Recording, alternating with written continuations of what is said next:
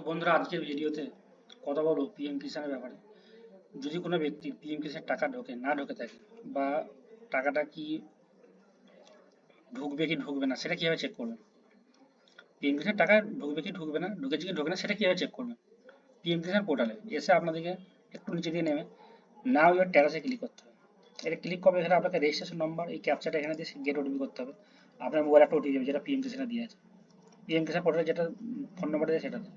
আপনার কাছে যদি রেজিস্ট্রেশন নম্বর না থাকে, না ইয়ে রেজিস্ট্রেশন নম্বরে ক্লিক করতে হবে। এখানে আপনাকে মোবাইল নম্বর কিংবা আধার নম্বর দিয়ে বার করতে হবে। আধার নম্বর দিয়ে বার করবেন, এই ক্যাপচারটা এখানে দেবেন, দিয়ে গেট ওটিপি করবেন।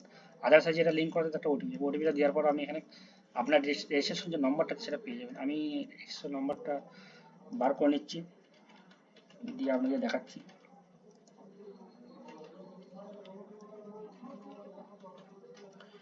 গেট ওটিপি যখনই করলাম, ইনভ্যালিড আধার নাম্বার বলে দিল, আবার দিচ্ছি।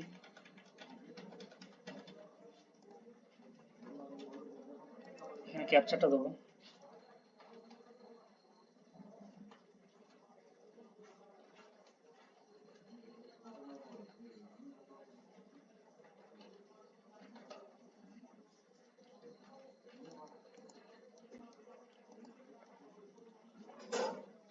তো যখন আমি গেট ওটিপি করলাম, তো দেখুন এরকম ধারা অপশন চলে গেল। আমার মোবাইলে একটা ওটিপি যাবে, ওটিপিটা দেওয়ার পর আমার গেট ড্রেসে ক্লিক করতে হবে।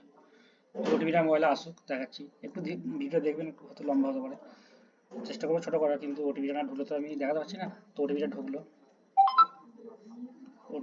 ওটিপিটা দিলাম, গেট ডিটেলসে ক্লিক করলাম। এখানে যেমন দেখিয়ে দিচ্ছি রেজিস্ট্রেশন নম্বর, এই রেজিস্ট্রেশন নম্বরটা আপনারা কপি করবেন, কপি করে ব্যাকে যাবেন। ব্যাকে একটু বেশি ব্যাক হয়ে গেল, আবার ওটাতে যাবেন, ব্যাক করলেই হয়ে যায়। যাই হোক, আমি এই রেজিস্ট্রেশন নম্বরটা দিয়ে দিচ্ছি। ব্যাকে গেলে ওটা চলে আসবে, না এলে আবার এখান থেকে আপনার আমি যেভাবে করলাম সেইভাবে অপশানে যাবেন। ভিডিওটা আমি দেখিয়ে দিচ্ছি, আপনাদেরকে আপনারা দেখতে পাবেন। গেট ওটিপি করবেন, আপনার মোবাইলে আবার একটা ওটিপি যাবে, ওই ওটিপিটা দেবেন এখানে। ওটিপি দেওয়ার পর আমরা দেখতে পাবেন, দেখুন ওটিপিটা আসুক মোবাইলে। ওটিপি ঢুকে গেছে, 4 অক্ষর ওটিপি ঢুকবে।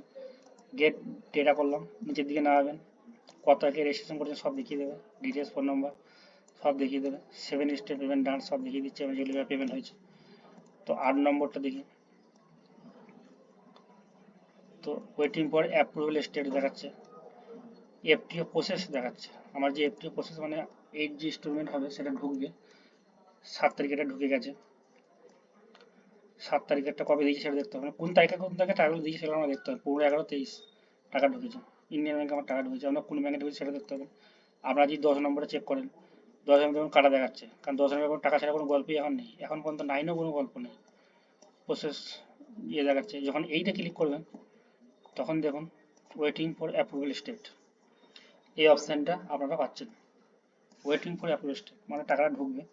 28 তারিখে ডেট দিয়েছি ঢোকার, তো আপনারা এভাবে চেক করতে হবে। আমি যদি 2 নম্বর ইনস্টলমেন্টটা দেখি, তা এখন দেখুন দেখি যে পেমেন্ট প্রসেস মানে এগুলো টাকা ঢুকে গেছে। 5 নম্বরে যদি দেখতে চান দেখতে পারেন,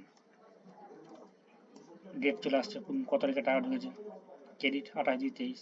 তো এভাবে আপনার চেক করতে পারবেন। টাকাটা কিন্তু আধার বেসে ঢুকছে, আপনার এলিজিবল ট্যাক্সও দেখতে পারেন। এখানে আপনার আধার ব্যাঙ্ক অ্যাকাউন্ট সিডিং আছে, ল্যান্ড সিডিং আছে, 3 যদি অপশন ঠিক থাকে তাহলে কোনো ব্যাপার না, আমার টাকা ঢুকবে। ভিডিওটা ভালো লাগলে চ্যানেলটা অবশ্যই সাবস্ক্রাইব করবেন। ভিডিওটা হয়তো একটু বড় হয়ে গেল, যাই হোক।